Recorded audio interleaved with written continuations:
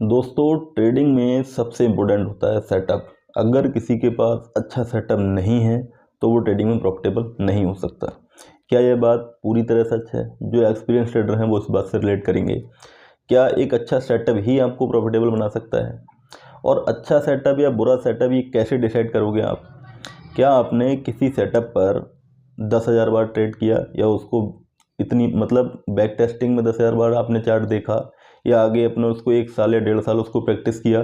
नहीं किया ना। और प्रैक्टिस करना सिर्फ इम्पोर्टेंट नहीं है, क्या आपने डिसिप्लिन के साथ, क्या आपने उसमें मिस्टेक्स नहीं की?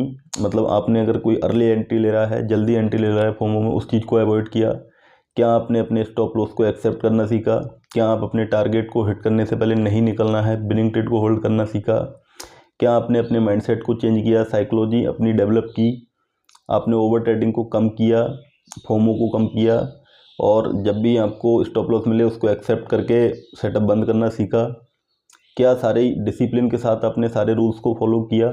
अगर आपने सारे के सारे रूल्स को, पूरा जो मैं बता रहा हूँ, प्रत्येक चीज़ को फॉलो किया, उसके बाद अगर आपको ट्रेडिंग आपके सेटअप से प्रॉफिट नहीं मिल रहा है, तब आप बोल सकते हो कि आपका सेटअप प्रॉफिटेबल नहीं है।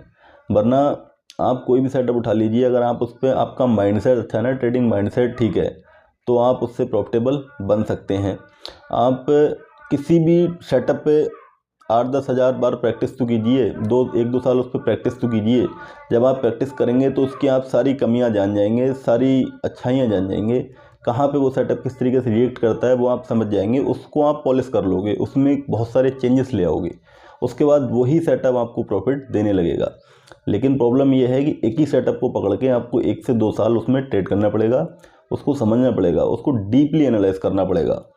आपका सेटअप स्क्रीन पे बनते ही आपको कोई दिमाग ना लगाना पड़े, आपका ऑटोमेटिक जो ऑटो नर्वस सिस्टम होता है वो बोल दे कि हाँ भाई आपका सेटअप बन गया है।